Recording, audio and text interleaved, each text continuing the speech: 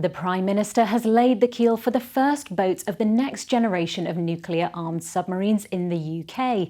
It's a significant milestone for the four-vessel fleet known as the Dreadnought class, which will start to replace the current Vanguard class from the early 2030s. Just days ago, Sir Keir Starmer secretly joined a crew of submariners as they returned home to UK waters for the first time in months, making him the first Prime Minister to join a so-called Day Zero since David Cameron in 2013.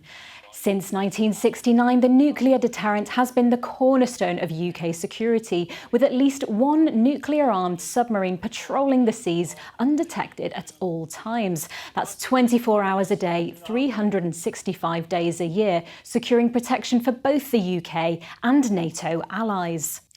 Last month, the Prime Minister announced that his government will increase defence spending to 2.5% of GDP from 2027, with an ambition to reach 3% in the next Parliament. That's an extra £13.4 billion on defence. This all comes as Sir Keir builds a coalition of the willing, with allies to provide security for Ukraine after any peace deal with Russia. So how do we compare to Russia?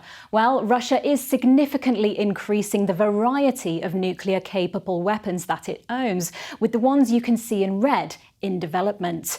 This is in contrast to the work that some NATO nuclear powers, including the UK and France, have undergone to maintain or reduce their variety of the arsenals since the Cold War ended.